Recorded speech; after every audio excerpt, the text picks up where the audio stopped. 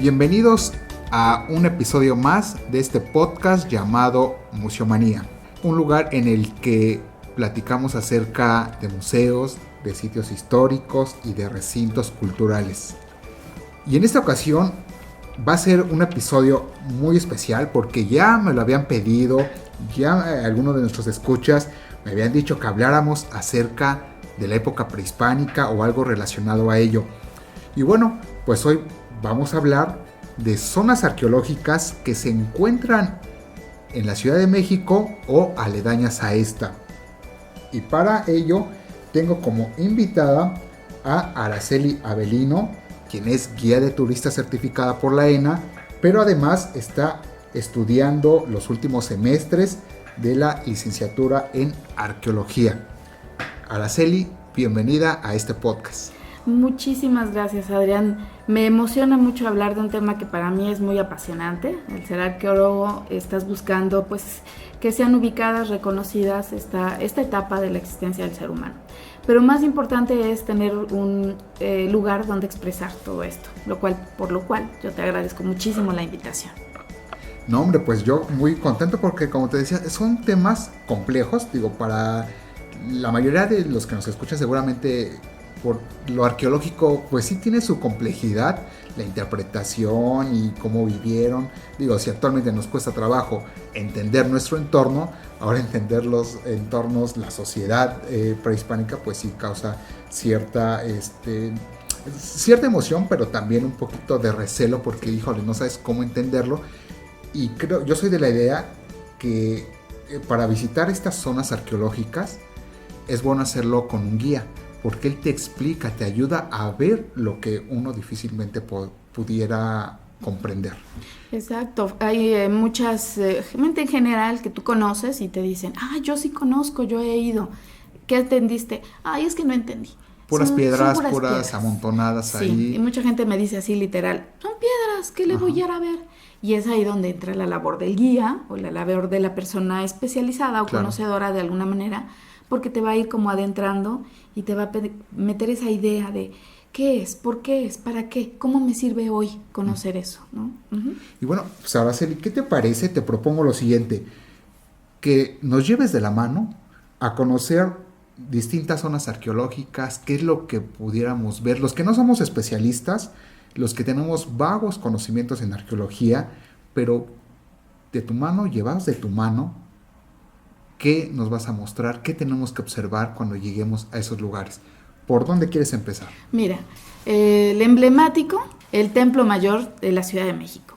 El Templo Mayor, localizado exactamente en el centro histórico, en el centro neurálgico, económico, político, social de México. Donde gobernaron, habitaron los mexicas, llamados aztecas, mucha gente los conoce como azteca. Sí. Únicamente haciendo la distinción. Aztecas se les conoce hasta el momento en que llegan a México. Esto es por el año de 1325. Uh-huh. ¿Por qué se les llama azteca? Porque vienen de un lugar que se llama Aztlán. Azteca quiere decir los que vienen de Aztlán, uh-huh, o los que vivieron en Aztlán, o los que están en Aztlán. Por eso se llaman aztecas. Ajá. Mexicas ya se les conoce como la gente que vive en México. ¿Dónde es México? La Ciudad de México. Ajá. Entonces, pues la pequeña distinción. Mucha gente en general, y no solo en México, en el mundo, son los aztecas, son los mexicas. Sí. Bueno, si ya tenemos en esto un poquito de profundidad, es azteca, es hasta 1325, que es cuando se toma como el arribo de estas poblaciones a la Ciudad de México, de un lugar llamado Aztlán, que no se conoce exactamente la ubicación, se sabe que está en el norte del país. ¿Dónde? Mítico tal vez. Pudiera ser mítico. Entonces, pero se sabe que su lugar de salida era Aztlán. Uh-huh. Eso sí se sabe que eran un grupo de sociedades, peregrinaban hasta llegar a la Cuenca de México, exacto, al centro de México, exacto, que se instalan en una isla, un islote, en lo que hoy más o menos se ubicaría por lo que tenemos conciencia del centro histórico. Exactamente. Un poco de mito y un poco de realidad. Ajá. Estas tribus se conocen como las 7 tribus nahuatlacas, porque todas hablan náhuatl. Ajá. No son iguales, aunque sean nahuas, no profesan la misma religión, no tienen los mismos dioses. Sus costumbres, algunas eran iguales, algunas eran distintas. No se llevan muy bien, son muy peleoneros entre ellos, pero la más peleonera eran los mexicas o los aztecas. Okay. Son de las últimas tribus que salen de este lugar mítico o lugar no ubicado hoy geográficamente. Salen, antes ya llegaron los Xochimilcas, ya llegaron los Tlatelolcas, ya llegaron los muchísimas otras tribus, 7 en general, ellos ser los últimos. Les toca el lugar más feo, les toca el lugar más inhabitado, inhóspito, pero por lo mismo pues se tienen que rendir a los que ya se encontraban aquí. Una de estas tribus son los tepanecas. Ajá. Los tepanecas de filiación más otomí que náhuatl, pero hablaban náhuatl. Que estos eran de Azcapotzalco. De Azcapotzalco, exactamente. Uh-huh. Cuando llegan, pues bueno, son los que dominan la cuenca, este lugar donde bien mencionas estos islotes donde habitan. Uh-huh. Los aztecas, mexicas, aztecas para ese momento llegan y dicen, tocan la puerta y le dicen a los tepanecas, oye, ¿sabes qué? Me quiero quedar aquí, dame permiso. Los tepanecas le dicen, sí, pero pues no sea gratis, tienes que pagar. ¿Cómo paga? Pues con trabajo y siendo mercenarios. La palabra no me gusta. Los famosos tributos. Es tributos y trabajaban con guerra. Es decir, si los tepanecas no se querían pelear con los xochimilcas, mandaban a los mexicas. Okay.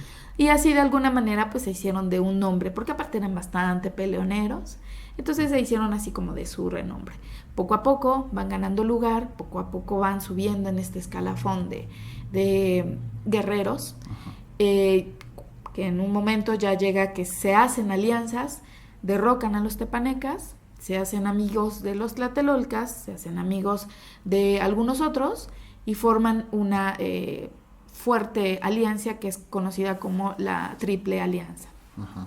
Tlatelolcas, Tlacopan y Tenochtitlan. Uh-huh. Para este momento ya estamos hablando muy cerca de 1500, del año 1500, ya es un imperio, tiene ya gran poderío, ya los demás que antes los sojuzgaban, ahora son sojuzgados. Uh-huh.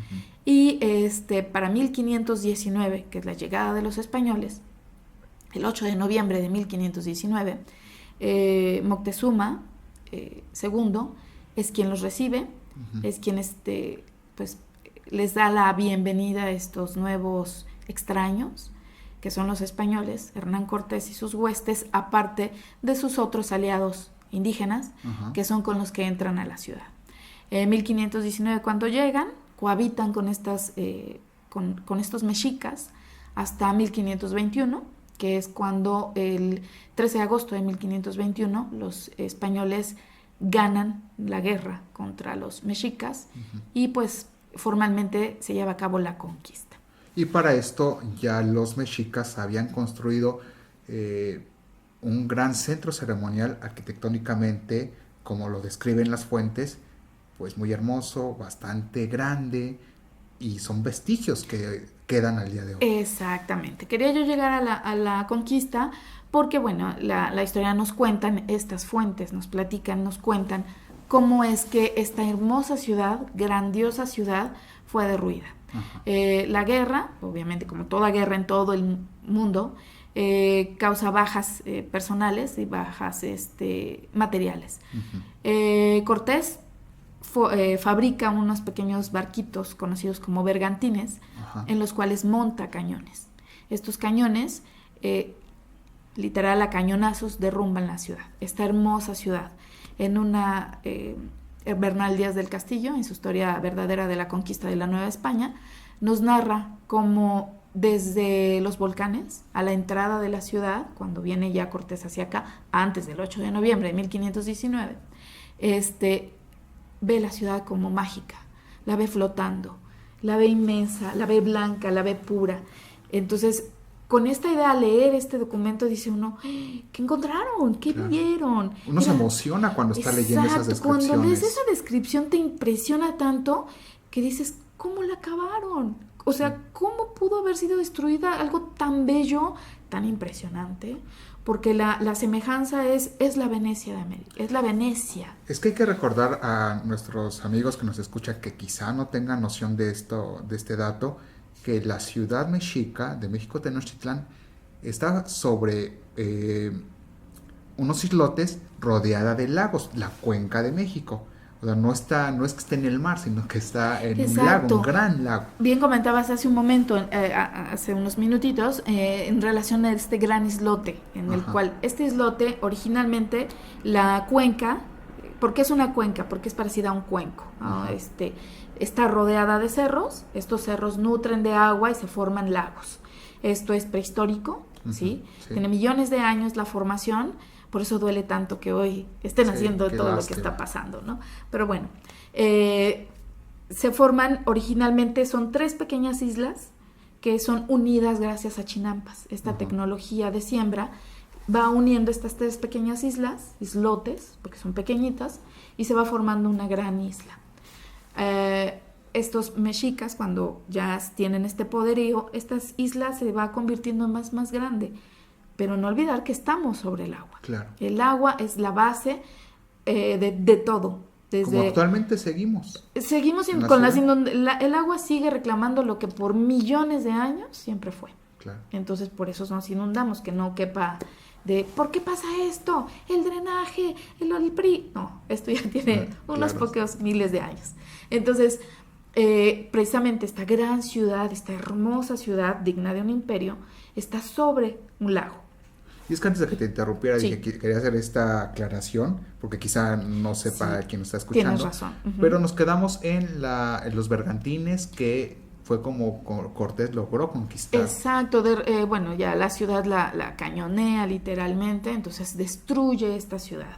Es tanta la muerte que hay por esta guerra, que llega un momento en que Cortés era tanto el hedor de muerto y de muchas cosas que Cortés le pasa por la cabeza que no puede construir la ciudad aquí. Entonces decide buscar otros lugares donde poder construir. Sin embargo, la ciudad se queda ahí, se queda ahí, se queda ahí, se queda ahí.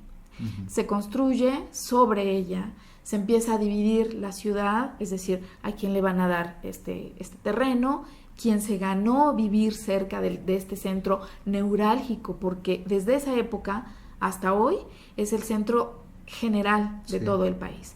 Gobierno, economía, etcétera, se rige por el centro, por ese lugar. Hoy lo podemos ver, ahí está Palacio Nacional, ahí está la catedral y aquí está este lugar. Como hay que olvidar, ¿no? Se va quedando abajo, se construye sobre de ella, se hacen grandes palacios, grandes poblaciones sobre esta ciudad. ¿Qué pasa entonces? Pues sigue ahí, está dormidita, en algún momento va a empezar a despertar. ¿Cuándo despierta? Bueno, en época del virreinato, un virrey, Revillagigedo, de los últimos, decide darle un cambio a la gran plaza, ¿no? Para esto ya la ciudad antigua, mexica, está allá abajo. Ya nadie se acordaba de ello. Se acuerda de ella, ya nadie le hace caso. Alguien les contó que existió, pero pues no hay vestigios, entonces quién sabe qué pasó, etcétera. Entonces, en este remozamiento de la ciudad, de embellecimiento, están aplanando la ciudad, están levantando piedras, etcétera. Se encuentran algo, paz, choca con una piedra, límpiala. Tiene figuritas, tiene dibujitos. La ciudad antigua, a escasos 50 centímetros del terreno donde están limpiando, se topan con la Piedra del Sol. Bueno, en este caso fue Coyoxauhqui, Coatlicue, la mamá de los dioses. Sí. Este lugar, donde se fue encontrada en 1790, está casi frente a Palacio Nacional. Hoy pasa por ahí la carretera. Sí, había una placa que decía que ahí había sido ¿Todavía hallada. está? Creo que ya no está, ¿eh? ¿Ya no está? No, esa creo. Había dos. Una donde se encontró la Piedra del Sol y otra la Coatlicue. Una de las dos ya no está, creo. Seguramente la de la Piedra del Sol, porque la de Coatlicue está... tienes razón. Sí, perdón. Muy cerca de la Suprema Corte de Justicia, casi en medio de Palacio Nacional y el edificio, sobre la calle, está la placa. Pero bueno, fue en 1790. La encuentran, la sacan, dicen, ¿qué es esto? Porque pues para nuestros cánones actuales de belleza, eso es una monstruosidad. Claro. Es un gran monolito con 2 cabezas encontradas, con un collar de corazones y de calaveras. Que estamos hablando a finales del siglo XVIII. 1790, cuando todavía pues esto es la Nueva España, ¿no? Entonces la sacan, pero pues no solo sale ella, salen muchas otras cosas y empiezan a encontrarse estas cosas que estuvieron ligadas a aquella gran ciudad que nos cuentan que encontraron los conquistadores. Y se queda. Sí encuentran después la Piedra del Sol y algunas otras grandes monolitos se encuentran. Pero sigue sin aparecer ese gran templo donde sacrificaban a la gente y demás. En 1910... Gamio está haciendo un trabajo, Manuel Gamio, un arqueólogo de principios del siglo XX, que en este afán de reconstrucción de un pasado glorioso por parte del Porfiriato, se empieza a dar financiamiento para que empiezan a hacerse estos trabajos de rescate, por así decirlo. Gamio trabaja en la calle Hoy, que fue de Guatemala. Es un pequeño pedazo, empieza a excavar y encuentra una serpiente. Pero pues no se hizo más, porque esto es entre 1900 y 1910, estalla la revolución, suceden muchas cosas, se deja en stand-by, en espera, y es hasta 1978 cuando trabajadores de Luz y Fuerza, haciendo excavación para pasar el cableado, ¿qué está pasando? Era la madrugada, nos cuenta Felipe Solís. ¿Y qué pasa? No, pues es que hay algo. A ver qué hay. Con las manos bajan y limpian. ¡Ah! Tiene color, tiene figuritas. Igual que en 1790. Claro. ¿Qué pasa? Llámale a Lina. Van, hablan a Lina, mandan a alguien. Sí, ¿qué encontraron? La Coyolxauhqui. ¿Quién es la Coyolxauhqui? La hermana de Huitzilopochtli, que en el Coatepec se pelean. Coyolxauhqui, la de Capita, arroja su cuerpo por el cerro. El Coatepec es un cerro mítico. La arroja por el cerro, se desmembrana, y esta figura, este círculo, esta Coyolxauhqui, es remembranza de ese momento. Pero la encuentran. ¡Wow! Pero no la encuentran a ella sola. Empiezan a excavar.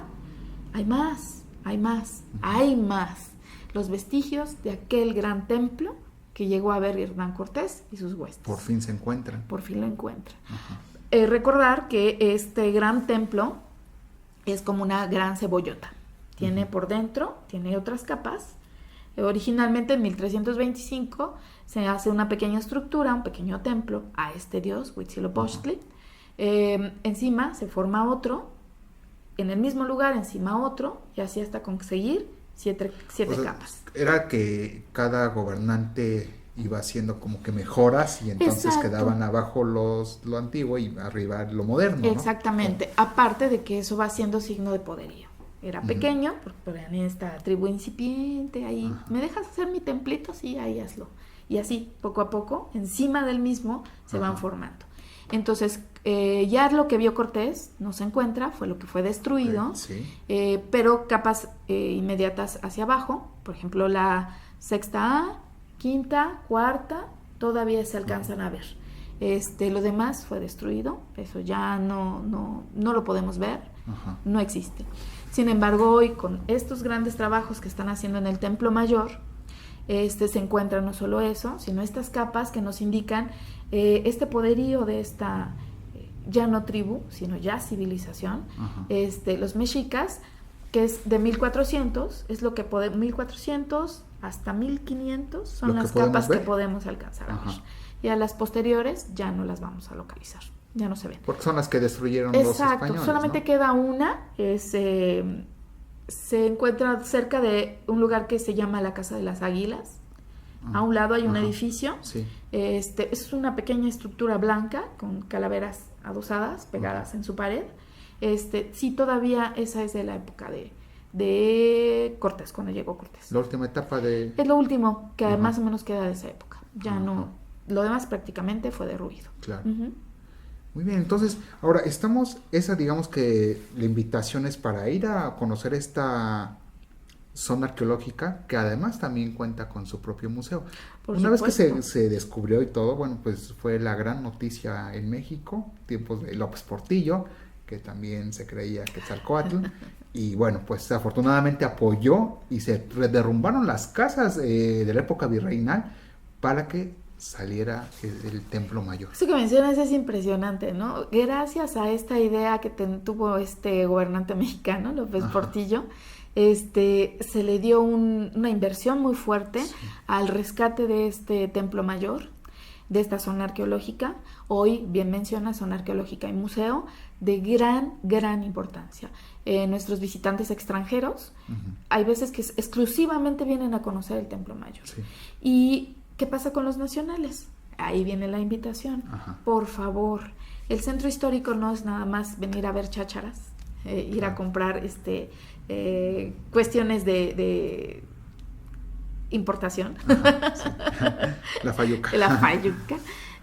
No, el Templo Mayor es parte de nuestro pasado. Sí, fue un pasado histórico glorioso, sí, pero pues con ello mismo nos alienta a que podemos serlo nosotros hoy. Esta invitación es a conocer el Templo Mayor, visitarlo, recorrerlo. La cultura mexica fue lo último que llegaron a ver los españoles, ya no hubo más, pero los mexicas toman, ahora sí que de todas las anteriores, toman lo mejor. Entonces podemos decir que los mexicas nos están mostrando todo lo que las otras culturas en otros lugares están haciendo, o que aportaron pues para la grandeza de este imperio. Entonces, al recorrer la zona arqueológica, gente se queda boquiabierta, no pueden entender cómo lo hicieron. ¿Por qué? Porque en América, en esta parte de México, no se conoce el hierro. Por lo tanto, esculturas, la misma construcción, no se concibe con solo piedras y madera.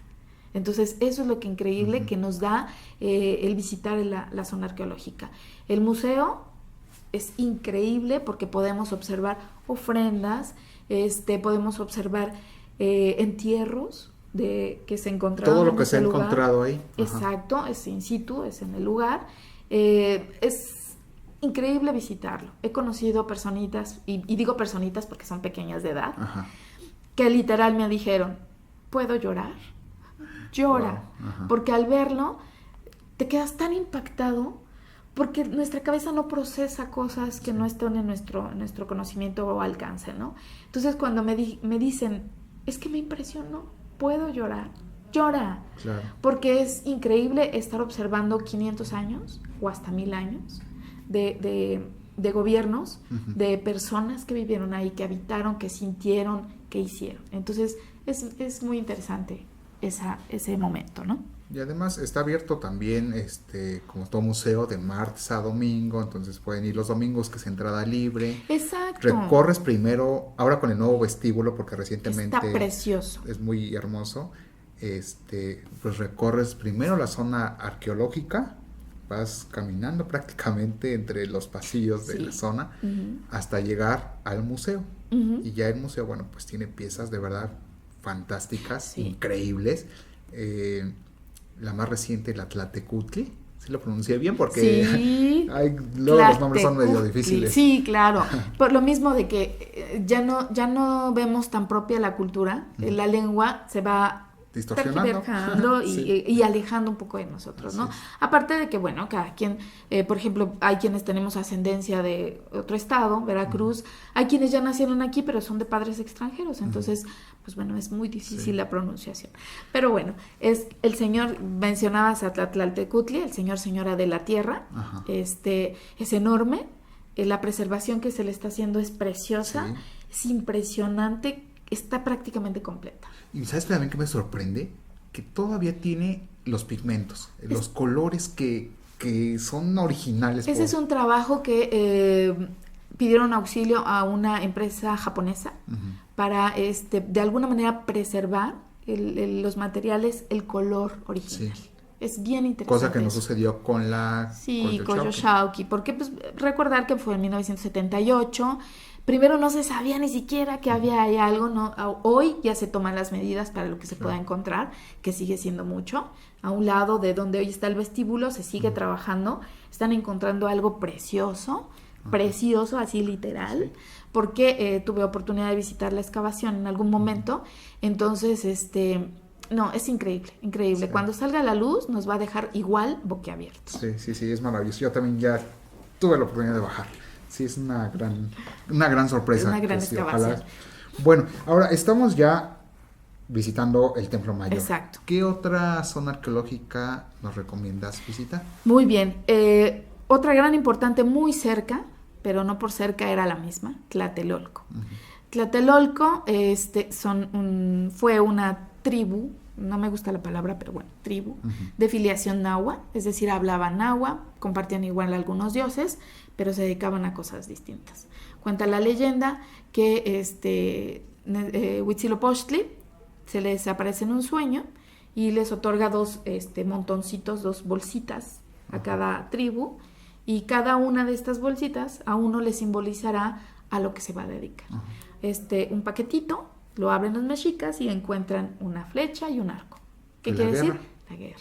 Y del otro lado va a encontrar cosas que tengan que ver con el comercio, que finalmente fue la afiliación de los tlatelolcas. Claro. El gran mercado que encuentra Cortés estaba en Tlatelolco. Que también esa descripción que la hace Bernal Díaz del Castillo también es fantástica. Todo lo que describe, los productos, cómo se comporta la gente, también son descripciones muy puntuales. Muy puntuales, y si tenemos un poquito de imaginación, podemos casi oler el mercado con lo que nos platica Bernal Díaz del Castillo. Claro. Exactamente. Entonces estamos ya ahí en Tlatelolco. Tlatelolco.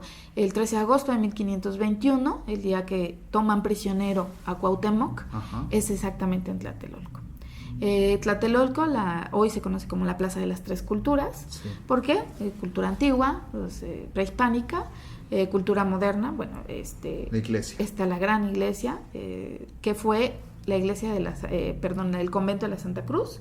Ahí se enseñaba a los hijos de los nobles mexicas para la época prehispánica. Fue un gran colegio, fue muy importante, porque se preserva ahí la memoria de todos estos personajes, gracias a que los frailes les tomaban apuntes y enseñaban español y otras lenguas y otros oficios a los hijos de los nobles. Sí, es de gran importancia. Exactamente. Esa zona. Ahí, que por cierto, veo que está más conservada. Si lo estoy comparando con el Templo Mayor de... Sí, ¿por qué? Bueno, el Templo Mayor, pues porque estaba el lago, bueno, también Tlatelolco, pero el lago era lo que había que acabar. Para que no quedara nada. Entonces, al quedar cañoneada, pues bueno, la destruyeron prácticamente. Lo que pasó con Tlatelolco es que la iglesia de la Santa Cruz fue hecha con las piedras del Templo Mayor de Tlatelolco. Ya. Entonces, por eso es que también lo comparas y bueno, sí, exactamente. Es igual porque prácticamente de aquí tomé la piedra y siguió siendo templo, solo que para deidades distintas. Claro, exactamente, sí. Entonces, Santiago Tlatelolco. Exactamente, que es precioso también. Por favor, vayan a visitarla, no tiene costo, el acceso es igual como casi todos los lugares, es de martes a domingo, de 9 de la mañana a 5 de la tarde. Es precioso porque uno no puede creer que a un lado pase una avenida muy grande y de repente uno se encuentra con este lugar y de repente no da la imaginación para pensar qué hubo ahí, ¿no? Sí, también es muy interesante ir a visitar ese lugar. Sí, por supuesto. Después, ¿qué otro lugar, otro sitio arqueológico nos recomiendas visitar? Estos, como te comentaba, están en el centro y centro de la Ciudad de México. Otro puede ser, no es como tal una zona arqueológica muy grande o reconocida, Chapultepec. A ver. Chapultepec. En Chapultepec estuvieron las casas antiguas de Moctezuma. Hoy quedan muy pocos vestigios arqueológicos, en el sentido de grandes, como podemos encontrarlos en Tlatelolco o en Templo Mayor. Sin embargo, sigue siendo muy importante porque es el Cerro del Chapulín. Ahí se rendía culto, los cerros en general, en la cuenca, son de una simbología muy especial para los prehispánicos. Por eso lo que nosotros conocemos como pirámides, que en realidad no son pirámides, pero sí con una base piramidal. Exactamente. Representan al cerro. A los cerros. Los cerros en general son de suma importancia. Es el contacto que tienen con sus deidades. Es lo que más se acerca al cielo o más se acerca a rendir algún ofrenda o culto a sus dioses. Pero Exacto. dijiste que eran también casas de Moctezuma. Sí, ahí también vivió Moctezuma. De hecho, hay una piedra labrada. Si llegamos a Chapultepec, vamos a rodearla y podemos encontrar piedra labrada. Con un buen ojo que alguien nos vaya indicando, porque regularmente vamos no se puede apreciar tan fácilmente. No, tristemente. Alguien te tenía que indicar, mira, observa eso. Exacto. Y por eso es interesante ir con alguien que y más o menos... están los guías. Claro. Pero por supuesto. Sí. Muy bien. A mí me fascina, fíjate que cuando yo la descubrí, la descubrí fue porque no la conocía. Sí. Fue impresionante. De verdad, o sea, cómo ha sobrevivido siglos, no años, siglos. Y para que más o menos una idea de cómo fue, hay una pintura que está en el Museo Nacional de Arte, que ya es una pintura del siglo XIX, pero que precisamente representa ese vestigio, ese petroglifo, sí. Y cuando se lo están presentando a Moctezuma, ¿no? Entonces uno sí, cuando ya tienes esa referencia y vas a comprobarlo, de verdad que sí. Es impresionante esta pintura. Sí. Primero es una pintura de gran formato. Ajá. O sea, la ves y dices, me impresiona. Pero eso inmediatamente lo trasladas a lo que estás viendo en Chapultepec. Y no te imaginas al emperador, a Tlatoani, viendo cómo está quedando su retrato. Exacto. Ajá. Entonces, sí, es importante ir. Es muy importante. No solo a comer chicharrones o a ver los animalitos. Y no solo el castillo, porque todo el mundo va, pero al ver castillo. El castillo.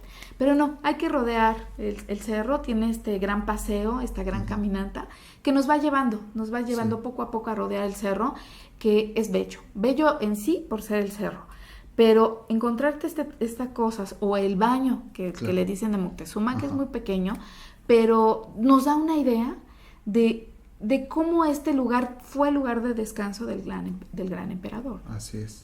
Qué interesante. Además creo que también de ahí había un acueducto que después pasó a ser virreinal, o sea, surtía de agua potable, ¿sí? por llamarlo de alguna manera, a Tenochtitlán. Exacto, porque recordando lo que mencionabas de que estaba sobre el lago sobre el que estaba la ciudad de México, Tenochtitlán, era salobre, tenía un sabor a sal, de Texcoco.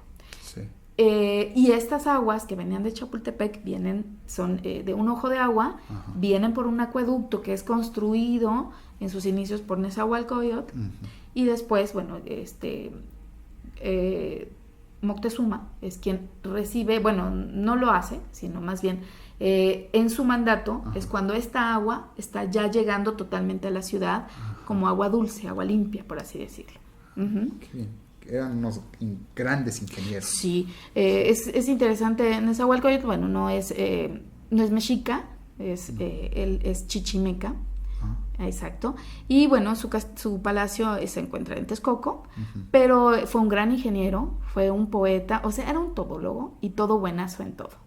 Entonces es muy interesante. También échense un clavado a leer sobre la biografía de Nezahualcóyotl. Es muy interesante y muy entrelazado con la historia de los mexicas. Mira. Fue primo de Moctezuma. Moctezuma, ya que estamos con Nezahualcóyotl, nos lleva a Texcoco. Exacto. Allá hay otra zona. Ahí hay otra zona. No es en la Ciudad de México, sin embargo, está muy cerca. Se puede llegar por autobús, se puede llegar por auto. Muy grande. El cerro está labrado. Tristemente, a veces preguntas a la población, oye, ¿la zona arqueológica? ¿Cuál? ¿Dónde? ¿Las piedrotas? ¿Cuáles? No tienen idea. Ya medio investigas y ya la gente te va diciendo, ¿no? Son 3 cerros que fueron trabajados por Nezahualcóyotl, que al ser un gran ingeniero, ¿no? Este lugar, estos cerros, fueron jardines botánicos. Pero había un ojo de agua, el cual alimentaba unas grandes piletas, que por eso les dicen también los baños de Moctezuma, sí. de Nezahualcóyotl. Perdón por Moctezuma. Fue un gran botánico, se trajo muchísimas plantas de muchos lugares. Hoy el lugar está muy desértico porque aunque siguen haciendo el agua, con esta agua se alimenta Texcoco. Entonces ya el cerro no está provisto de esta agua. Entonces es un lugar muy desértico ya al visitarlo. Sin embargo, al recorrerlo dice uno, ¿de verdad esto? Subes y ves impresionante, ves muchos petroglifos todavía, las piedras regadas. Es muy interesante. No dejar de visitarlo, por favor. Ay, pues hay que ir. Sí. Y bueno, ya te saqué de la ciudad. Ahora regresamos otra vez. ¿Y qué otro punto? ¿Qué otro punto? También está ya alejado del centro histórico. Es en la delegación Iztapalapa. Ajá. Lo conocido como el Cerro de la Estrella. Sí. En este lugar es de suma importancia porque recordar que para los mexicas su siglo duraba 52 años. Sí. Cada 52 años había que hacer la renovación del fuego nuevo. ¿Con dónde se hacía? ¿Qué se hacía? ¿Por qué se hacía? Bueno, ellos creían que los dioses tenían que darles permiso de volver a vivir otro ciclo de vida, que era 52 años. Y en este Cerro de la Estrella, en la delegación hoy de Iztapalapa, alcaldía de Iztapalapa, sí. se llevaba a cabo esta ceremonia. Entonces, hoy en la cima encontramos la reconstrucción del gran templo donde se llevaba a cabo esta ceremonia. Abajo, en las faldas, de lo que hoy es la falda, podemos encontrar vestigios teotihuacanos. O sea, todavía más antiguos. Sí. Ajá. Y más para abajo, de una etapa conocida como preclásico. Ajá. Estamos hablando de por ahí del 1500, 2000 años antes de Cristo. Esta zona ya estaba habitada, era muy cercana al lago, es decir, tenían esta posibilidad de pescar, de tener productos del lago, pero también los bosques. Ajá. Entonces tenían esta posibilidad de estas personas que habitaban este lugar de alimentarse o proveerse de estos dos ámbitos. Posteriormente es zona de paso hacia el sur, por lo cual se han encontrado vestigios teotihuacanos. O sea, Teotihuacán era tan grande, sus ramas de mercado, de cuestión religiosa y política eran tan grandes que abarcan estos lugares en Iztapalapa. Fíjate, qué interesante. Y además, quienes vayan a ese cerro, suban. Sí es algo cansado porque sí, hay que subir hasta arriba, pero vale mucho la pena. Y si les toca un día que esté despejado, híjole, verlas todo desde allá arriba es impresionante. A mí me gusta mucho. Estar ahí arriba te da una posibilidad de apreciar el entorno, no solo del cerro en sí, la ciudad completa. Claro. Puedes ver al sur, con un buen día llegas a ver hasta Cuemanco. Puedes llegar a ver el famoso Pantalón, allá en Santa Fe. Puedes ver el Estadio Azteca. Puedes ver la Central de Abasto. Sí. Sí. Y todo eso que dominas prácticamente fue agua. Agua, sí. Es hacer ese ejercicio de imaginación, de decir, todo eso que hoy son casas, es asfalto, fábricas y demás, en algún momento fue agua. Cuando estamos con gente allá arriba, les dices, es que de aquí a acá fue agua. ¿Cómo? No lo creen. No, así literal, nos dicen, ¿cómo? Sí, era agua, era lago. No había casas, no había caminos, no había gente, no. Todo eso que ves de aquí hasta acá era agua. Y no lo entendían. Y había que volver a hacer esto. Somos una cuenca, como que les cae el 20, ¿no? Pero, es impresionante. Sí. Tienen que ir, es una gran experiencia, Sí. Yo fui, quienes nos escuchan, tenemos por ahí un episodio que entrevistamos a la cronista de Iztapalapa, a Beatriz Ramírez, a quien le mandamos saludos. Claro, por supuesto. Y nos llevó a caminar el cerro desde prácticamente la iglesia que está por donde está el panteón, donde está la iglesia de la Cuevita. Por ahí. Empezamos a subir, así, a subir, pero ella nos metió por los senderos, no por el camino que todo el mundo recorre, sino por los senderos.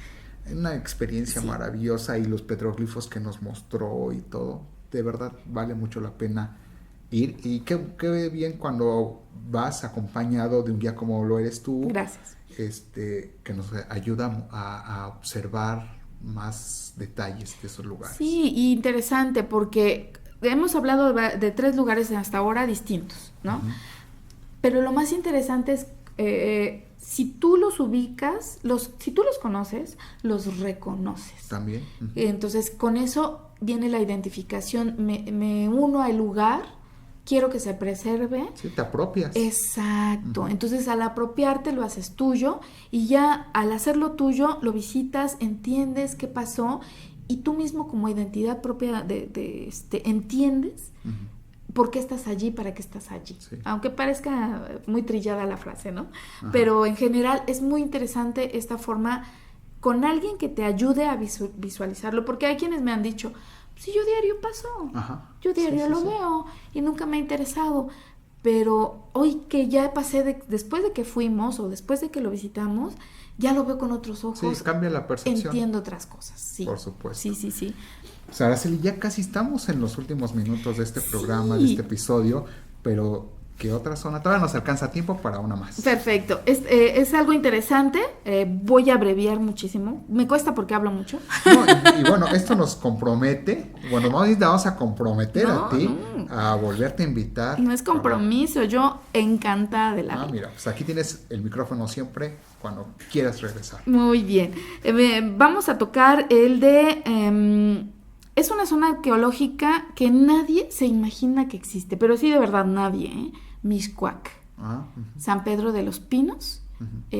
En esta zona pues muy económicamente muy importante hoy, uh-huh. Es decir, hay muchas casas importantes, muy cerca está la embajada de Rusia, uh-huh. Muy cerca. Y jamás nadie se imagina que ahí se pueden encontrar una zona arqueológica. Es de la época del posclásico, es decir, de los mexicas. Uh-huh. Fue zona regularmente donde había una zona arqueológica, es no porque, ay, qué bonito, quiero mi residencia aquí, no. Uh-huh. Es un lugar de paso, de comercio, uh-huh. O una cuestión religiosa. Se piensa o se cree que ahí hubo algo o ahí se puede conectar con los dioses o es un paso de economía, mercancía, uh-huh. Va y viene. ¿Por qué? Porque está cerca de un lago, porque está arriba de un cerro, uh-huh. Porque es un camino muy habilitado ancestralmente, o sea, ha pasado la gente por ahí desde siempre. Entonces, algo así es Mixcoac. No ubico a ver, ayúdame a ubicar cómo llegar ahí. Muy cerca de San Pedro de los Pinos, prácticamente uh-huh. Caminando unos 5 minutos. Uh-huh. Incluso la calle sobre la que está se llama Calle de la Pirámide. ¿No es donde está el Centro Cultural Pirámide? Sí. ¿Sí es ahí? Es a 2 calles de ahí. Ah, ya, ok. Sí, está muy cerca. Solamente que todavía no está totalmente abierta al público, uh-huh. Pero sí la podemos observar. ¿Por qué? Porque a un lado pasa uh-huh. la avenida y sobre la avenida hay un gran camellón. Te subes ahí al camellón y observas perfectamente la zona arqueológica. No es muy grande, es muy pequeña. Se puede accesar llamando por teléfono, que quieres ir, si encuentras a las personas adecuadas. Pero bueno, lo interesante es que otra vez está en la ciudad, hoy literalmente en medio de la ciudad. ¿Y está bien cuidada? Sí. Qué bueno. Ha tenido una restauración como desde los 90s para acá. Ajá. Restauración en el sentido de cuidado, porque no ha sido restaurada. Desde 1972 ya no se pueden reconstruir, ¿sí? Las zonas arqueológicas, se procura estabilizarlas y dejarlas como las encontraron, pero con su debido cuidado, por supuesto. Entonces está muy cerca, muy céntrico. El metro San Pedro de los Pinos los deja escasas cuadras de ahí. Ah, pues voy a ir. Es que yo he ido al Centro Cultural. Que está muy cerquitita, una calle, 2 calles estará. Sí, ve. Oye, Araceli, pues ya se nos acabó el tiempo y de verdad que esta plática está muy interesante. Seguramente hay mucho más que nos puedas platicar. Pues yo te extiendo la invitación para que regreses y sigamos, porque hay mucho, ¿no? Me supongo que hay más que nos puedas platicar.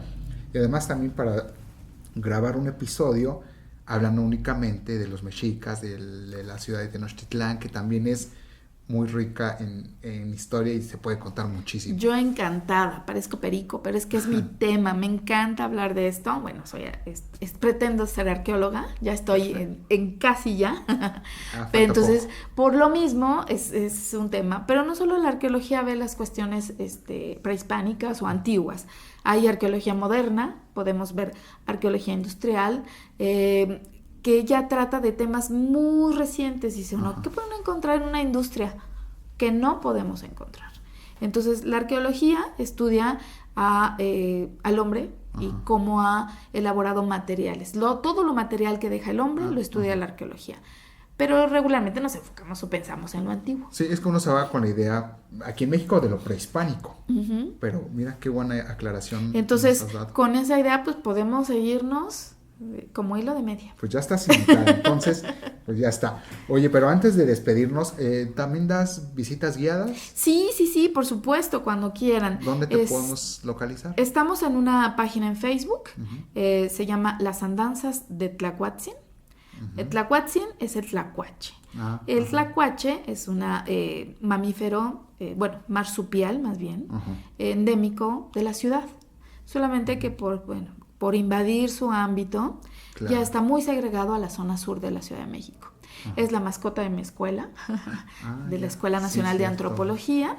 En la zona arqueológica habitan varios tlacuachitos.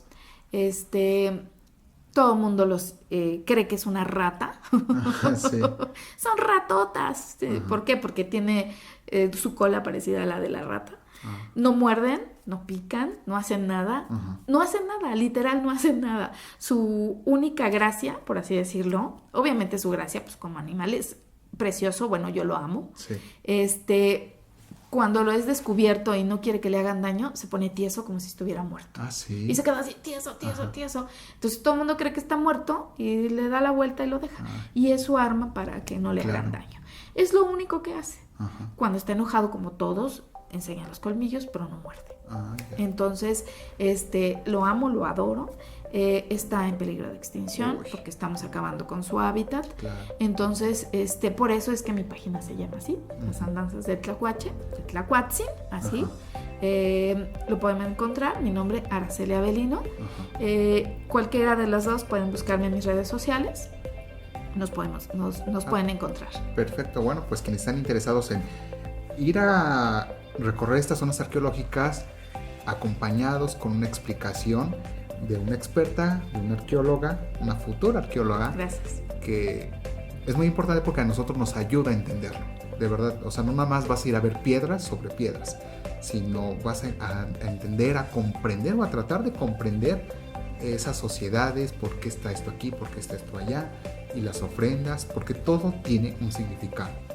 Entonces, pues bueno, yo sí me voy a apuntar pronto a uno de tus recorridos. Por supuesto, estaremos encantados de recibirte. Pues te seguimos invitando. Perfecto, ¿no? Yo más puesta que un calcetín. Pues ahí está. Araceli, muchísimas gracias por estar aquí. Muchísimas gracias a ti por la invitación. Y bueno, pues los invito a que escuchen este podcast y los anteriores. Pueden descargarlos de manera gratuita y escucharlo cuando ustedes mejor lo deseen. Y pues también nos ayuden a compartirlo en sus redes sociales. A nosotros nos encuentran como museomanía.mx en Facebook, en Instagram y también en YouTube. O también entren a la aplicación de podcast que se llama Spreaker y búsquenos también como Museomanía MX. Y ahí están todos los episodios, ahí los pueden descargar. Y pues nos gustaría que nos apoyen compartiendo. Pues yo soy Adrián y esto fue Museomanía. Hasta pronto.